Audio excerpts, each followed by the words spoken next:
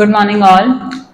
आज का जो टॉपिक मैं लेने जा रही हूँ that is a realisation account, और ये रियलाइजेशन अकाउंट आपको dissolution of a partnership account में चाहिए। पार्टनरशिप क्लास 12 का टॉपिक है ये, और ये this is the last chapter of partnership. उसमें आपको एक रियलाइजेशन अकाउंट बनाना होता है। रियलाइजेशन अकाउंट हमने जो एडमिशन रिटायरमेंट डेथ किया है वहां पर हम रिवैल्यूएशन अकाउंट बना रहे हैं। ये डिफरेंट तरीके से बनता है जिसको मैं डिस्कस करने जा रही हूँ। हमें फॉर्म को डिसॉल्व करना है, form is going to be dissolve whatever the reason it is. अब डिसोल्यूशन प्रोसेस में हमें क्या करना होता है, हमारे पास जितनी भी एसेट्स हैं और जितनी भी लाइबिलिटीज है एक पूल में ट्रांसफर करनी है। This is just like a pool, we can say that pool is realisation with their face value whatever given in the balance sheet. Balance sheet में जो भी एसेट की वैल्यू है वो सारी की सारी एसेट्स को आपको एक पूल में ट्रांसफर करना है, that is in the realisation account. तो कैसे करना है, आपके पास बैलेंस शीट में cash in hand, cash at bank, land, building, plant, machinery, stock, debtors, ये सारी एसेट्स होंगी। कैश बैलेंस और बैंक बैलेंस को छोड़ के, क्योंकि कैश बैलेंस या बैंक बैलेंस है उनका एक सेपरेट लेजर, सेपरेट अकाउंट बनेगा। Rest of the assets, land, building, plant, machinery, stock, debtors, bills receivable, ये सारी एसेट्स आपको रियलाइजेशन अकाउंट के डेबिट साइड में ट्रांसफर करनी है with their face value whatever face value has been given in the balance sheet. तो आपने यहाँ पर सारी एसेट्स दी, उन्हीं के नेम से आ गया। अब सारी एसेट्स आपकी ट्रांसफर हो गई। इसी तरीके से जितनी भी आपकी लायबिलिटीज हैं, लायबिलिटीज में आपकी क्या होंगी, क्रेडिटर्स होंगे, बिल्स पेबल होंगे, third party loan, partner loan नहीं, थर्ड पार्टी लोन या कोई और करंट लायबिलिटी है आपकी, सारी लायबिलिटीज को आपको ट्रांसफर करना है क्रेडिट साइड पे रियलाइजेशन के।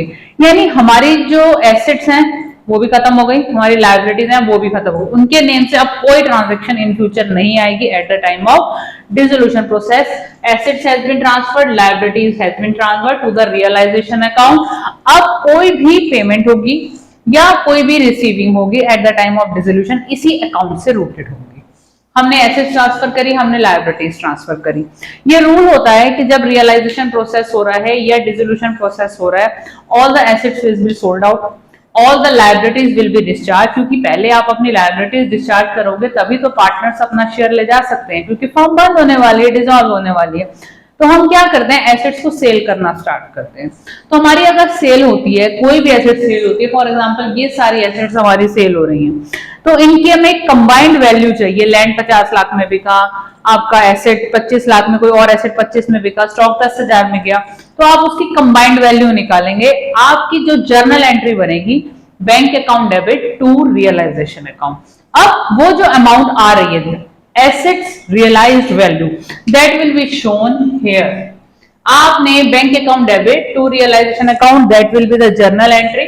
आप यहाँ पर टोटल वैल्यू दिखाएंगे जितनी भी एसेट्स आपकी बिकती हैं, जो भी आपकी एसेट सेल हो रही है, land, building, plant, machinery, debtor, stock, जो भी वैल्यू आ रही है टोटल वैल्यू निकालेंगे। एसेट का कहीं पे भी नाम रिफ्लेक्ट नहीं होगा, क्योंकि एसेट्स की आपकी कोई एग्जिस्टेंस अब नहीं बची, क्योंकि सारी एसेट्स आपने इस अकाउंट में ट्रांसफर करने के बाद उस नेम से कोई जर्नल नहीं करना। वैल्यू जो रिकवर हो रही है eight the time of dissolution of assets, dissolution of firm, asset से जो रियलाइज्ड वैल्यू मिल रही है उसको कंबाइन करेंगे और एक ही जर्नल एंट्री करेंगे, bank account debit to realisation.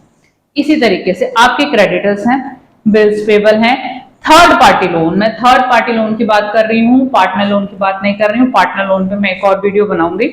Third party loan, वो चाहे पार्टनर की वाइफ का लोन भी होगा तो भी वो थर्ड पार्टी लोन है। उसकी जब अब आप पेमेंट कर रहे हैं तो आपकी पेमेंट क्या होगी, realisation account debit to bank. तो आपने यहां दिखाना है टोटल पेमेंट। डिसोल्यूशन के टाइम पे रियलाइजेशन एक्सपेंसेस जो होते हैं वो भी कंबाइंड हो जाएंगे, यानी लायबिलिटीज टू बी डिस्चार्ज, आपके क्रेडिटर्स की पेमेंट है, आपके बिल्स पेबल की पेमेंट है, आपके थर्ड पार्टी लोन की पेमेंट है। एक बात ध्यान रखनी है, न्यूमेरिकल में फॉर एग्जांपल अगर हमें किसी आउटसाइड लायबिलिटी की पेमेंट के बारे में कोई भी इंफॉर्मेशन नहीं है, आपको स्टिल आपको ये पेमेंट करनी है, क्योंकि जब तक आप थर्ड पार्टी लायबिलिटी रीपेड नहीं करते पार्टनर्स शेयर अपना नहीं ले सकते। तो आपको क्वेश्चन में कभी कभी तो गिवन होगा क्रेडिटर ने कुछ डिस्काउंट दे दिया, बिल्स पेबल पे कुछ डिस्काउंट मिल गया, या whatever it is, discount मिल रहा है वो डिस्काउंट डिडक्ट करके आपको पेमेंट करनी है। बट अगर किसी न्यूमेरिकल में ये बताया हुआ है कि कुछ बताया ही नहीं, क्रेडिटर की पेमेंट करनी नहीं करनी, आपको कंपल्सरीली पेमेंट करनी है। जितनी भी आपकी आउटसाइड लायबिलिटीज है दैट शुड बी डिस्चार्ज। तो आपने टोटल पेमेंट किया यहाँ पर। अब आपने सारी एसेट्स ट्रांसफर कर दी, लायबिलिटीज ट्रांसफर कर दी, एसेट का जो मनी आया वो इधर क्रेडिट साइड पे आएगा, जो लायबिलिटी डिस्चार्ज होंगी वो आपकी यहाँ ये क्रॉस में चलेगा। एक तरीके से बच्चे डायरेक्ट लर्न भी कर लेते हैं इस अकाउंट को। अब कभी कभी क्या होता है, आपकी एसेट्स को पार्टनर एक्वायर कर लेता है, तो वो पार्टनर से पैसा लेना है। अगर कोई एसेट, कोई भी एसेट पार्टनर एक्वायर करता है तो उसका कैपिटल अकाउंट क्रेडिट होगा। अगर कोई ये दोनों, मैंने जो ए कैपिटल बी कैपिटल लिखने का मेरा रीजन यही है कि एक एसेट, जैसे फॉर एग्जांपल स्टॉक आपके ए ने ले लिया, एक पार्टनर ने ले लिया, तो हम उसका यहाँ पे कैपिटल अकाउंट क्रेडिट कर रहे हैं, और जब उसका कैपिटल अकाउंट मेंटेन करेंगे तो डेबिट में ये वैल्यू आ जाएगी और उससे चार्ज हो जाएगी।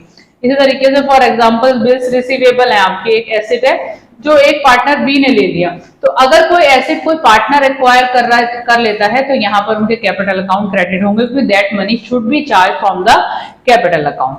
इसी तरीके से कभी कभी आपकी लायबिलिटी भी कोई पार्टनर ले लेता है कि लायबिलिटी वो रीपे कर देगा, तो ठीक है, लायबिलिटी अगर वो रीपे कर रहा है, जैसे मैंने यहाँ सीज कैपिटल अकाउंट लिख दिया, तो फॉर एग्जांपल क्रेडिटर्स की रिस्पॉन्सिबिलिटी आपके एक पार्टनर ने ले ली, दैट विल पे, तो उसके कैपिटल अकाउंट से हम चार्ज कर लेंगे, वो अपने आप पे ऑफ करेगा, तो उसका कैपिटल अकाउंट आया। अब हमें क्या करना है, अब हमें चेक करना है, हमने पूरे सारे ट्रांजैक्शंस को रिकॉर्ड कर दिया, इसके अलावा कुछ और ट्रांजैक्शन नहीं होती है। ये सारी ट्रांजैक्शंस करने के बाद हमें अकाउंट को, लेजर को क्लोज करना है। तो क्रेडिट साइड का आप टोटल कीजिए, आपकी वैल्यू आएगी, डेबिट का आप टोटल कीजिए और डिफरेंस चेक कीजिए। आपकी अगर क्रेडिट साइड की वैल्यू ज्यादा है, डेबिट की वैल्यू कम है, यू आर इन प्रॉफिट। और ये जो प्रॉफिट आपका निकल के आता है ओल्ड पार्टनर्स में, profit transfer to partners capital account, सारे पार्टनर्स में old profit sharing ratio old ही रहेगा। रियलाइजेशन के टाइम पे, आपके डिसोल्यूशन के टाइम पे तो आपको क्रेडिट करना है, that's it, this is the process. कभी कभी एग्जाम में आपसे सिर्फ रियलाइजेशन अकाउंट पूछ लिया जाता है, 6 मार्कर क्वेश्चन। कभी कभी आपसे रियलाइजेशन अकाउंट भी बनवाएंगे, कैपिटल अकाउंट भी बनवाएंगे और बैंक अकाउंट भी बनवाएंगे, तो डिपेंड करता है क्वेश्चन कैसा आ रहा है, लेकिन ये कंपैरेटिवली इजी होता है, इट्स नॉट डिफिकल्ट। तो अगर आप प्रैक्टिस करेंगे तो may be it will be helpful for you. Thank you, thanks for watching.